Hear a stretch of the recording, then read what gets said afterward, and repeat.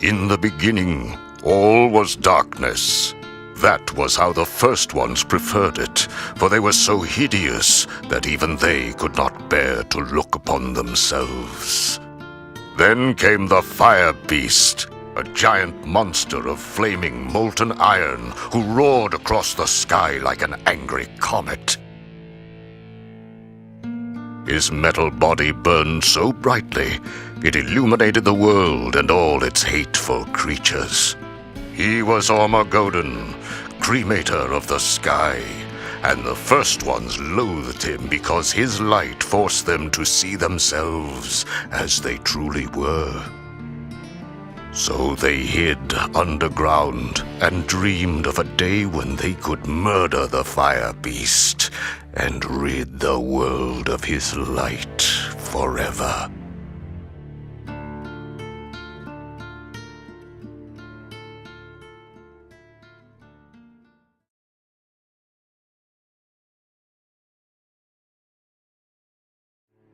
The first ones spent their days feeding from Madronal, the teated tree of drinking.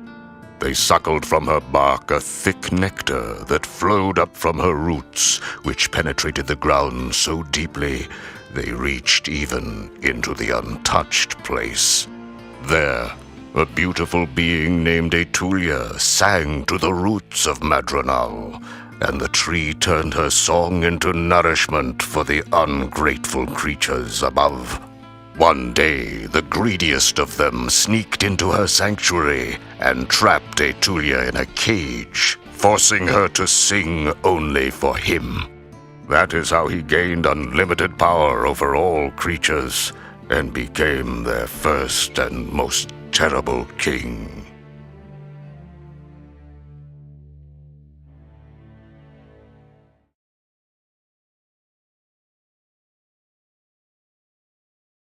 The king used the song of Etulia to lure the Fire Beast Ormagöden to the ground, where the first ones trapped him and tried to douse his flaming body with mud. Rather than be extinguished, the mighty Fire Beast let out an earth-shattering scream and exploded like a sun. 1,000,000 pieces of his steel flesh shot into the ground, veining it with ore. His fire flew up into the sky and became the sun. There was so much blood it flooded the world, drowning all the first ones as it formed the oceans. His death cry was so loud that it echoes throughout the world to this day. Low creatures felled the god Ormagöden, but his death gave the world the elements from which a new era would rise: blood, fire, noise, and metal.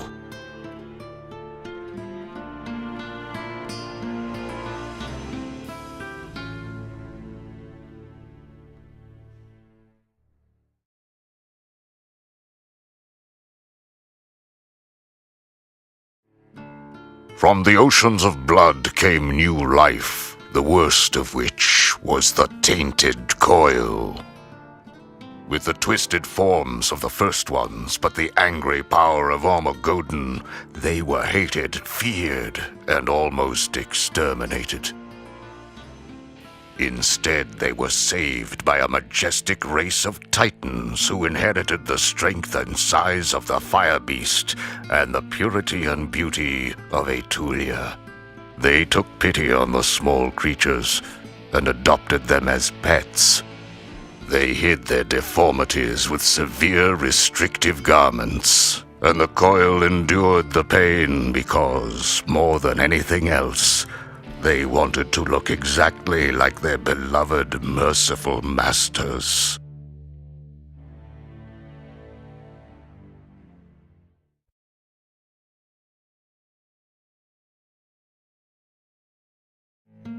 The Titans mined Ormagöden's steel flesh from the ground and found it retained the beast's desire for speed. They forged swords that flew through the air so fast they could not be seen, and armor so light it made their warriors run faster. They made chariots so quick it was hard to find beasts fast enough to pull them, and so they abandoned the beasts and made giant vehicles that moved with their own power. These colossal hot rods were a rolling temple to Ormagodon, forged from his gleaming flesh. They had a fiery engine for a heart that roared with the mighty god's death cry, scattering the Titans' enemies as they carried their civilization across the globe.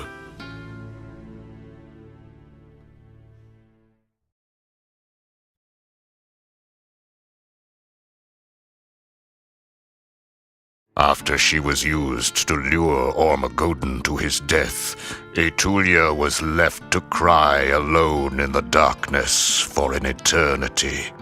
She wept for so long, her tears turned into an ocean of pure sorrow, and she turned to dust.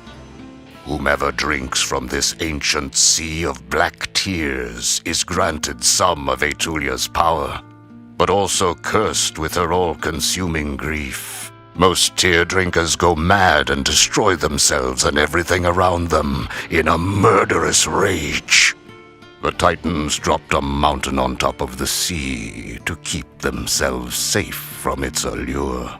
But it is said that through the cracks in the mountain you can still hear Etulia singing, inviting passers-by to come lose themselves in her sad waters.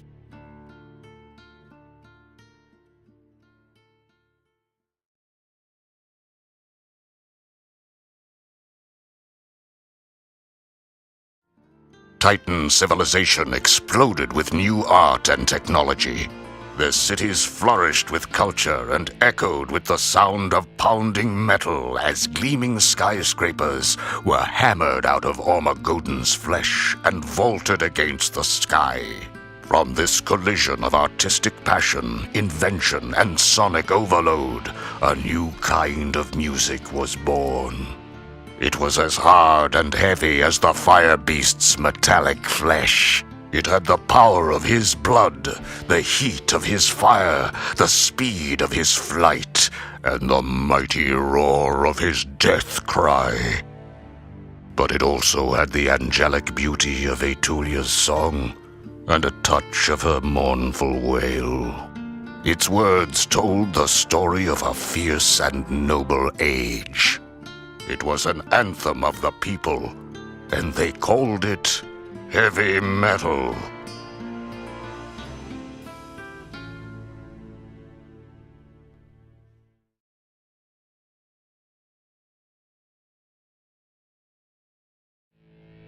After growing and advancing for millennia, the Titans were giant, all-knowing entities of spiritual perfection who could no longer be confined by this mortal plane. In the final stage of their evolution, they ascended into the heavens to become metal gods. Before they left, they took time to weave instructions for all they had invented into the natural world.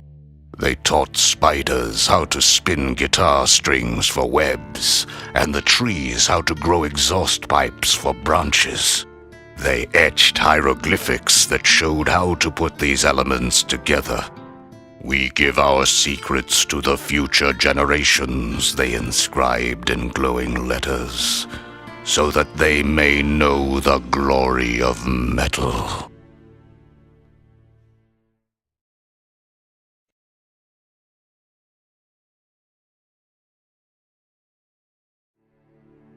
The tainted coil never comprehended the Titans' instructions.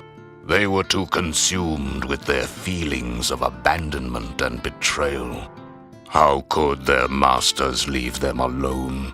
Where had they gone? They searched the entire world, but the only trace of the Titans they ever found was a single shred of a single nail from a single toe of their old masters. They worshipped the master's nail and tried to reanimate it with dark and bloody rituals.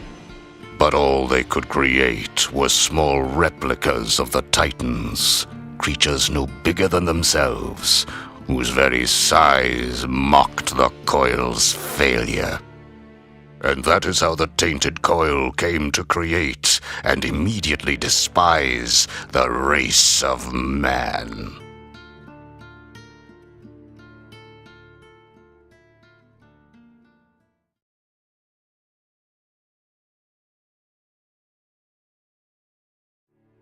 Humanity was enslaved by the coil and suffered their cruelty for ages until a leader emerged and led the humans in rebellion. He made them into an army, taught them to make weapons, cars, and clothing from the natural world. The man they called Ragnarok was so effective, the desperate coil broke the seal on the Sea of Black Tears, knowing the allure and danger it had for humans. Those who drank first, intoxicated with power, renamed their uprising the Black Tear Rebellion. But madness eventually turned human against human and tore the movement apart. Ragnarok never gave in to the sorrow, and he alone survived.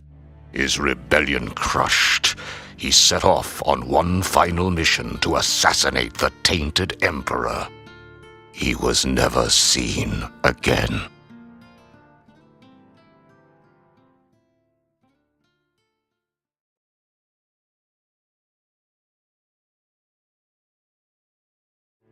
To ensure their dominance over the world forever, the tainted coil decided to hunt down the so-called future generations and take back the wealth of knowledge so unfairly bequeathed to them by the Titans.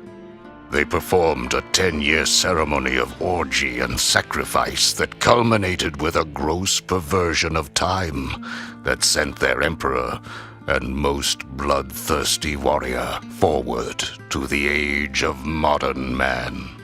Along with the emperor, they sent a small idol of Ormagodon, which would return the traveler if a blood offering were made into its mouth.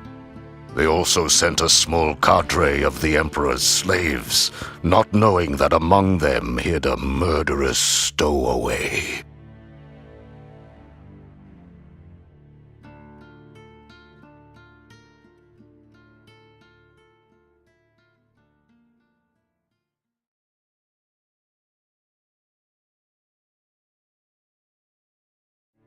When Sukoria arrived in the modern age, she made a horrible discovery.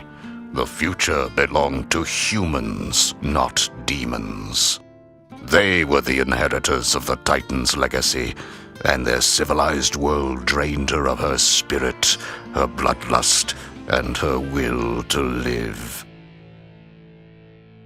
She could not return a failure, so she released her slaves and retired in defeat to a hidden cave. The stowaway, Ragnarok, stayed with her to complete his mission, but he could not bring himself to kill the pitiful once great warrior. Instead, he took care of her, and they became companions. Far away from their old world and its ancient battles, prejudices, and taboos, an intimacy developed, and then a coupling, and then, miraculously, a child. Its birth left Sukoria lifeless, and Ragnarok took the child out of the cave and raised him in the age of modern man, never telling him of his forbidden ancestry.